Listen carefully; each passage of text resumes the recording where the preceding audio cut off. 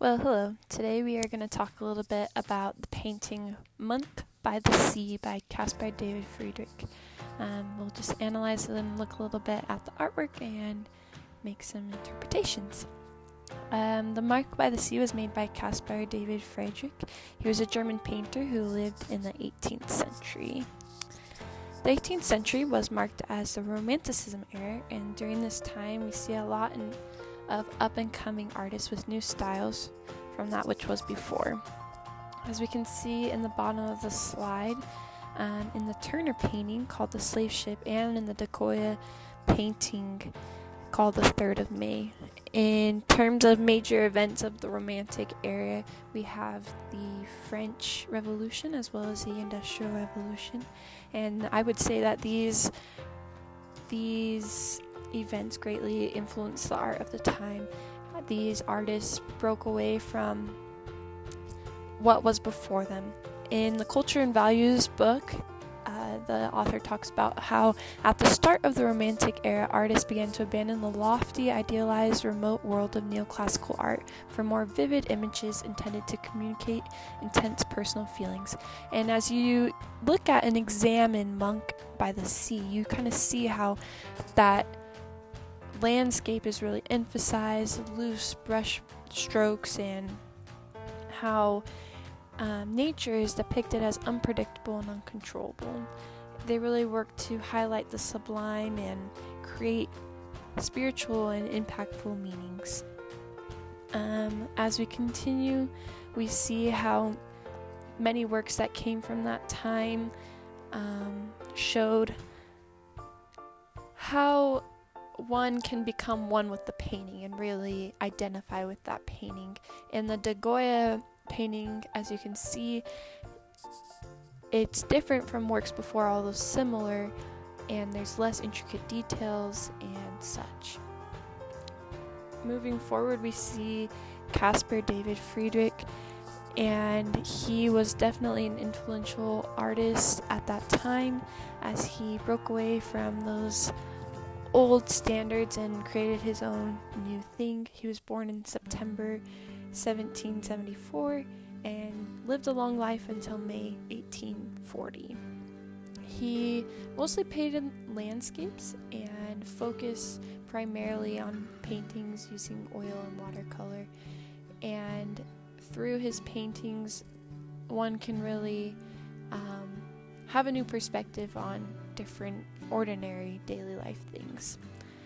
In Monk by the Sea, you really see the romanticism in action, as I like to call it.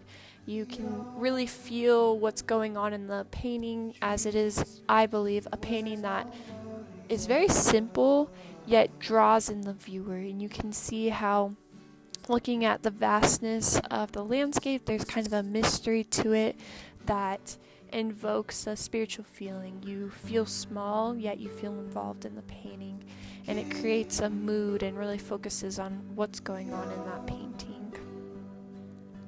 At the top of the painting itself, there is kind of an ombre effect. There's some slight darkness in the tip of the painting, but the clouds are created as you move towards the middle of it, and kind of see its wispy, loose brush strokes going throughout. And from that lightness of the clouds, it goes much darker, significantly much more darker, as you move towards the monk. I wouldn't say that the monk is the main focus of the painting, but it definitely is an interesting factor of it. The monk has a slightly arched back, creating the viewer to think and ponder and meditate about what he's thinking and pondering and meditating on. I think as a viewer, I identify with the monk, as many times I have sat on the seaside or on the shore looking at water and just getting lost and getting caught up in the movement of the waves, the sounds, the sights, the feelings. Above the monk's head, you can see some birds flying, some below as well, which creates a sense of movement. The horizontal lines throughout the painting as well show the movement and invoke a feeling of almost dissatisfaction as you want to be more involved in it. The water has some white caps in it, which shows the movement as well. I think that Radmachi really captured the way that I feel and how most people interpret the painting. He wrote a whole article about the painting and representations and how one can interpret it. But he said, "The monk by the sea stands alone in the over of Caspar David Friedrich.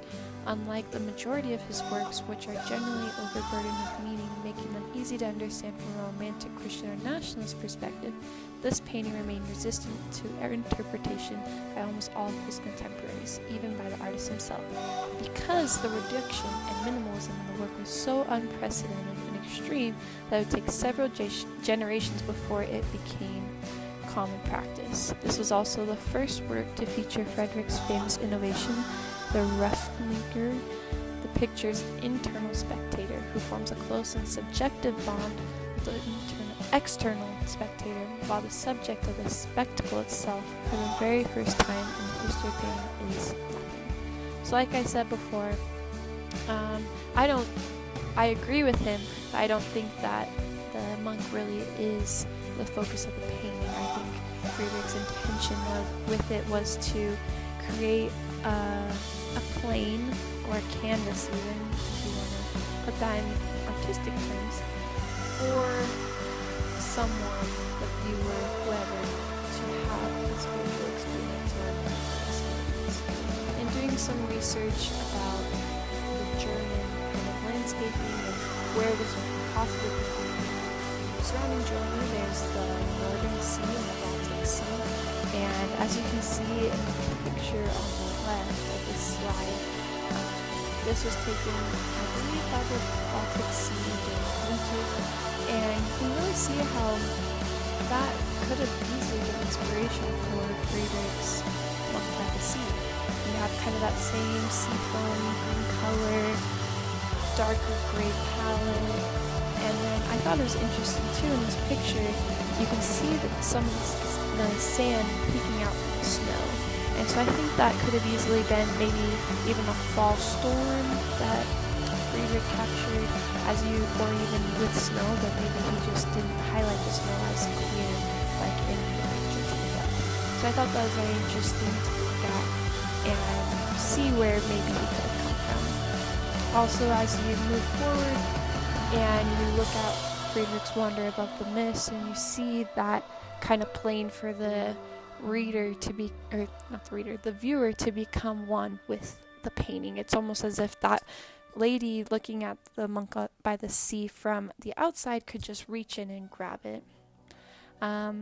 Rosenblum said it greatly, I thought, how we ourselves are the monk before the sea, standing silently and contemplatively before these huge and soundless pictures, as if we were looking at a sunset or a moonlit night.